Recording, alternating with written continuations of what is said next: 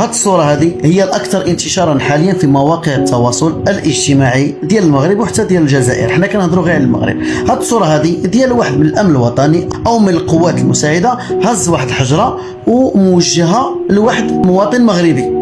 حنا ما عرفناش الاحداث شنو وقع، صافي شدينا اللقطه من الاخر ديال رجل الامن هز ديك الصخره على واحد المواطن. متفق معكم غلط في هذه اللقطه هذه، ولكن هادشي ما غنسيكوش في هذه اللقطه هذه في ملعب مولاي عبد الله بالمناط الشغب في الملعب. شوفوا معايا داك البوليسي او رجل الامن الطريقه اللي تعامل معاه هذاك المواطن المغربي. هاد جوج لقطات بجوج راهم كيف غير نتوما تصدمتوا مع المواطن المغربي ضد رجل الامن، مع العلم على ان رجل الامن هنا كيدير خدمته وحتى هنا كيدير خدمته. هنا بقى فيكم الحال وهنا ما بقاش فيكم الحال.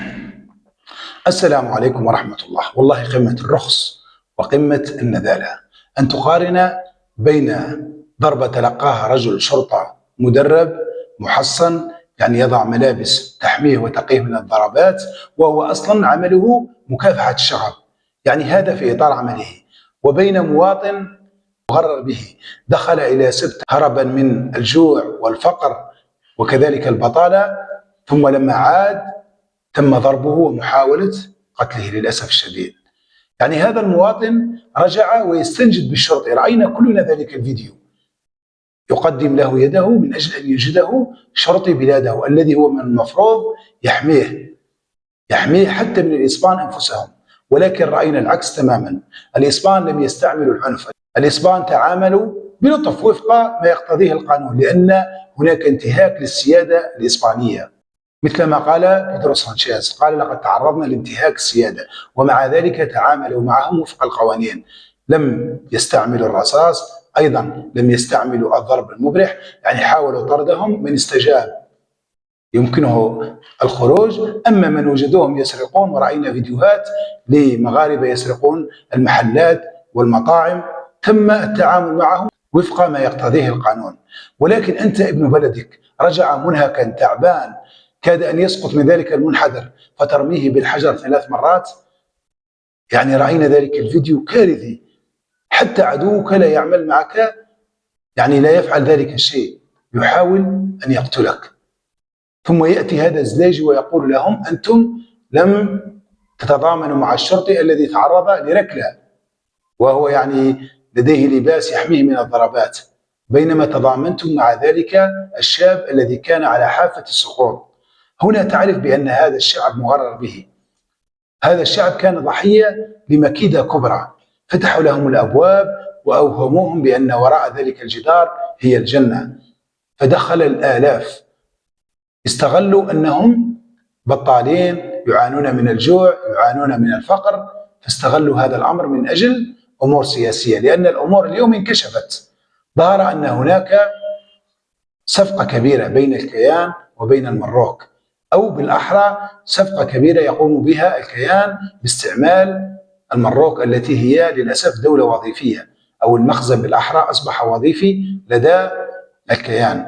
فتحوا الأبواب للشعب المغربي لكي يعني يستغلوا حاجته للعمل، حاجته للهرب من الجوع ومن البطالة.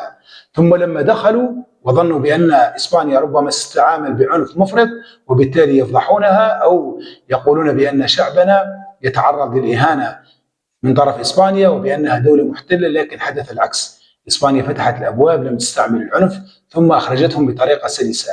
وعلى حسب ما رأينا في فيديوهات المغاربة أن من استعمل العنف ضد الذين هربوا هم المغاربة أنفسهم المقيمين في سبتة. رأينا فيديوهات شباب مغربي يقولون بأننا تعرضنا للضرب من طرف أبناء دولتنا أو من المغاربة الذين ضربوهم، يعني لم يضربهم الإسبان. شفتوا يعني قمة الرخص. إذن أرادوا أن يعاقبوا إسبانيا على وقوفها مع القضية الفلسطينية، مع وقوفها بجانب أو رفضها لاستعمال الطائرات الكيان أجواءها، وأيضا رفضها لاستعمال طائرات القواعد العسكرية الأمريكية في إسبانيا لضرب إيران. استغلوا المواقف الشريفة لإسبانيا من أجل معاقبتها. استغلوا أيضا أن إسبانيا كانت ترفض السفن التي تأتي من أمريكا كي ترسو في إسبانيا في اتجاه الكيان، ولكن المروك كان يحتضنها ويقدم لها المساعدات. إذن المواقف المشرفة لإسبانيا أرادوا أن يعاقبوها عليها، أرادوا أن يحرضوا عليها كل العالم، ولكن خاب ظنهم. إسبانيا الآن أظهرت للعالم همجية أو ما يعانيه المروك، وهمجية المخزن الذي يستعمل أبنائه في قضايا سياسية رخيصة. كيف لك أن تضحي بأبناء شعبك؟ وقتل الكثير وتوفي أكثر من 70 ضحية، بالإضافة إلى كثير من المفقودين الذين لم يجدوهم لحد الآن. الشعب تعرض للضرب، تعرض للإهانة، ومع ذلك تخيلوا أن ملك المروك لم يكلف نفسه حتى إيقاف تلك الاحتفالات بعيد العرش، لم يكلف نفسه إقامة الحداد رغم أن أكثر من 70 ضحية، ربما هي أوامر من الكيان. يعني والله فضيحة بأتم معنى الكلمة. تذهب أو تطلق أبناء شعبك لكي يعني تساوم إسبانيا، والثمن ماذا؟ الكثير من الضحايا والكثير من المفقودين. لكن لا يهم لما ترى الشرطة تستقبلهم بالهراوات، تستقبلهم بالسحل وبالسجن، وأيضا بتلك الطريقة يحاول أن يقتل ابن بلده. لماذا؟ لأنه استنجد به. والله تلك الصورة ستبقى وصمة عار. المفروض أن تلك الصورة تحرك كل الشارع المغربي. لماذا تضربه؟ لماذا تحاول أن تقتله؟ ماذا فعل لك؟ فقط هو استنجد بك، ولكن لا، هم يقولون فقط عاش سيدهم. لم يحاسبوا حتى سيدهم لماذا لم توقف الاحتفالات وما حدث من كارثة كبرى كانت في الفنيدق. يعني لو يصعد الملك إلى شرفة قصره سيرى شعبه يهرب، ولكنه لم يعرهم أي اهتمام. ورأيناه من قبل حتى في أحداث جيل زاد لم يتكلم عنهم إطلاقا، لم يعلن الحداد، لم يقول بأننا سنستجيب لطلباتكم، أصلا لم يتكلم عنهم في خطابه. يعني لا يعيرهم أي اهتمام، ومع ذلك يقولون عاش سيدهم. سيدهم الذي لا يهتم بشيء، أو ربما هو مغيب، لأن حالته لما رأيناه في الخطاب هو ربما لا يدري أي شيء، فقط الأعوان أو الحاشية التي معه هي من تتآمر مع الكيان وتفعل كل هذا بالشعب المغربي. بينما المراكش لا يتحدثون إلا عن الجزائر.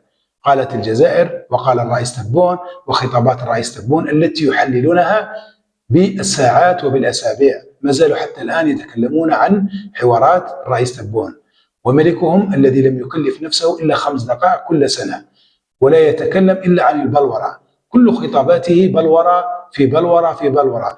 أما الشأن العام، أما ما يحدث داخل البلاد فلا يهم. إذن إسبانيا بالتأكيد سترد لكم الصاع صاعين، لأن هذه الضربة أردتم أن توجعوا بها إسبانيا فأوجعتم بها أنفسكم، حتى حلفائكم. ترامب لما يقول لشعبه انتبهوا، يجب أن يكون لديكم حاكم جيد أو حاكم مؤثر، ليس مثل ما يحدث في المروك الذين اجتاحوا إسبانيا وكانوا يهربون. قال لهم إذا جبتم، يعني إذا أتيتم بحاكم ضعيف سوف يحدث لكم مثل ما يحدث في المروك. أيضا إيلون ماسك أقوى وأغنى رجل في العالم يقول أنني شاهدت أشياء مثل الزومبي ذهبت إلى إسبانيا، هؤلاء هم تقولون أنهم حلفاؤكم. ضحكوا على الملك وضحكوا على الشعب. هذا ترامب الذي سميتم عليه طريق منذ أسبوع، الآن ماذا يقول؟ العالم كله يتحدث عن الفضيحة، العالم كله يقول ماذا يحدث في المروك، لماذا شعبها يهرب حتى لو كانت مؤامرة، حتى لو المخزن هو من حركهم. كيف يسمحوا لأنفسهم بأن يهجموا بتلك الطريقة إلا إذا كانوا يهربون من أمر فعلا، وهو الجوع، وهو البطالة، وهو قلة الصحة والتعليم. والسلام عليكم ورحمة الله تعالى وبركاته.